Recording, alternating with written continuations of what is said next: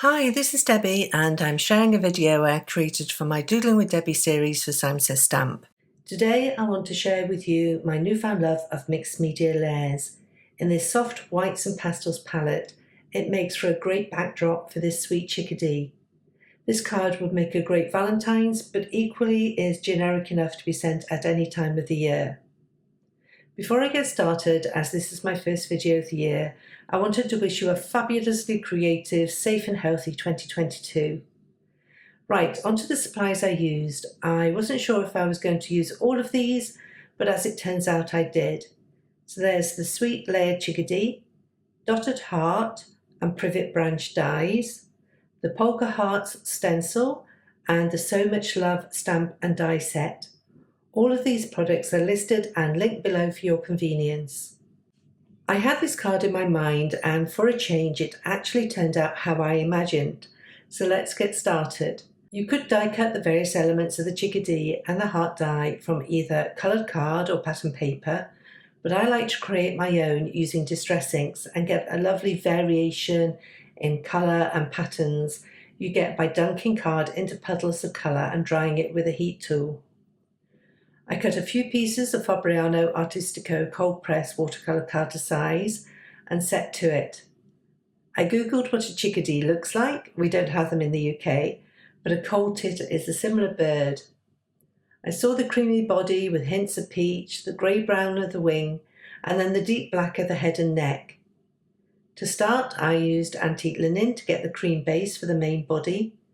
For all of these colourways, I used Tim Holtz Distress Ink Minis, and I'm using a very simple technique here and adding some of the ink to a craft mat, spritzing it with water, and then placing the card in the puddle before drying the card.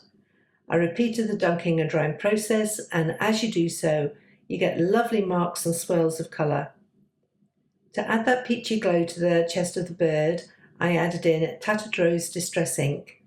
I did pull out tea dye ink too, but in the end didn't need the extra depth of colour. I wanted to keep the body of the bird nice and light, and the gorgeous tattered rose was just enough to add that extra warm glow without getting too intense. Moving on to the grey-brown wing, and for this I used pumice stone.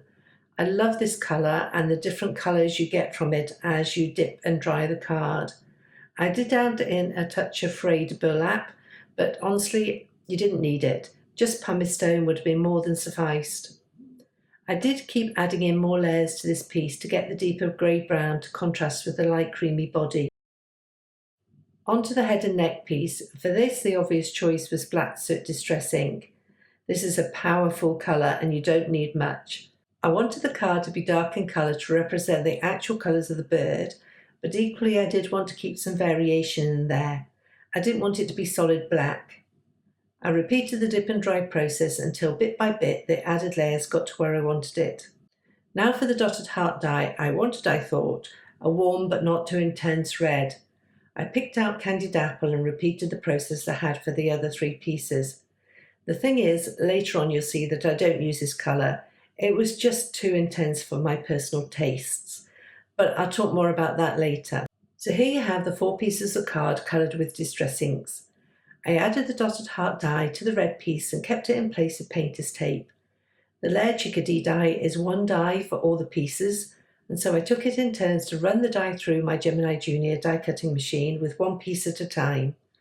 I also die cut the privet branch die with ivory card. I ended up with a creamy white branch, a pinky red heart, and 3 colourways of chickadee die cuts. I made up my bird with the creamy body, the grey-brown wing and the black head and neck pieces. I added the wing with foam tape, but for the head and neck I added them with Gina K Connect glue.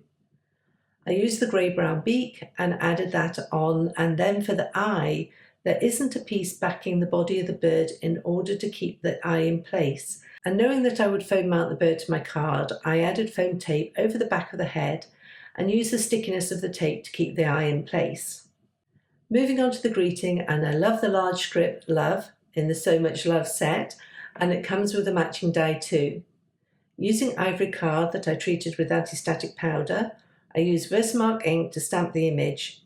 I sprinkled with antique gold embossing powder and heat set until the powder had melted and was giving a smooth finish. When cool, I align the matching die, which I held in place with painter's tape, before running through my die cutting machine. You'll see here how gorgeous that die looks when the light catches it. Here you can see that I kept playing around with the arrangement of the various pieces, but that red heart jarred with the other elements. For now though, I continued with the sentiment and stamped a coordinating greeting from the So Much Love set onto some of the black soot piece that was left over after die cutting the Chickadee. I used Versamark ink again after treating the card with anti-static powder, and this time I used white embossing powder before trimming out with a scalpel a metal-edged clear gridded ruler on a craft mat. I like how the colour has that same black but not quite full black variations and fits so well with the softness of the colour scheme, apart from that red heart.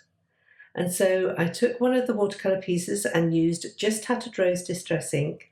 I followed the same process of dip and dry, and then once dry I die cut the dotted heart die from this piece. Oh yes, I was much happier by this point. I was starting to put the card together with a watercolour panel and a fog card base. Now comes the even messier part. If you don't like getting messy, then this next part might not be for you. But I love getting my hands in there and was in my element playing around with this background panel. I started by taking a book page from an old book. This book is a dictionary of English literature, and seeing as we were going for a romantic feel, I chose the page with William Shakespeare on it. You'll find old books like this in many a charity shop or antique fair.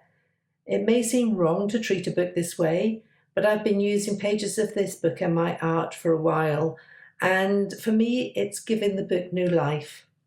I tore a piece of the page and adhered it to the watercolour panel with Gina Connect glue. Then to soften the edges and create almost a misty look over the text, I used Dina Wakley white gesso.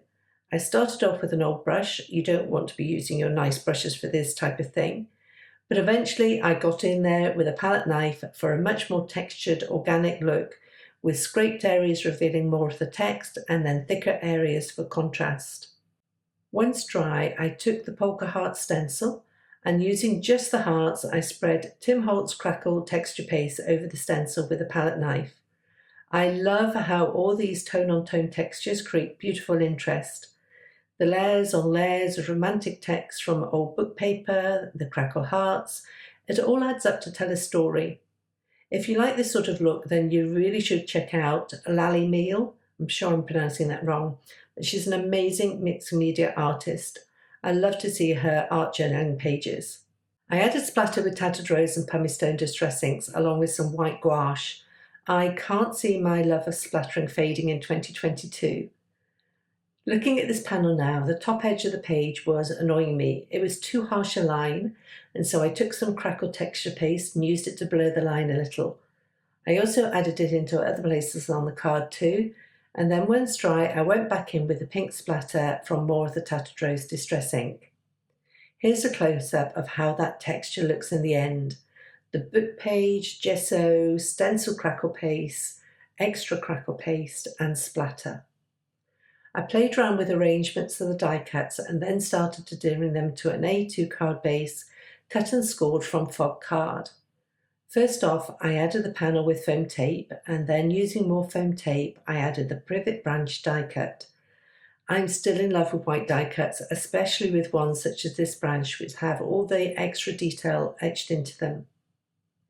Next, I added the two elements of the greeting, the large script gold embossed love die cut, along with a coordinating sentiment on black soot piece.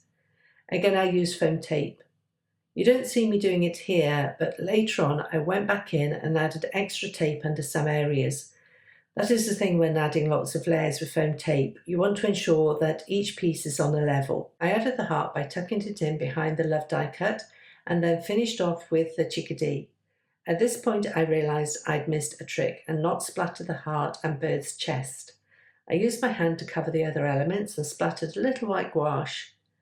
Finally, I added some eggshell pearls from Little Things from Lucy's cards and also a few Darice sequins, both of which I held in place with Gina Connect glue. And that completes this sweet Chickadee card with lots of romantic mixed media layers to add interest. I'll leave links in the YouTube description to the products that I've used today. as well as a coordinating link to the blog post over at limedoodledesign.com. I want to thank you for joining me today, and if you've enjoyed this tutorial, I'd be delighted if you'd give it a thumbs up and to subscribe to this channel. Thanks, and I'll see you next time.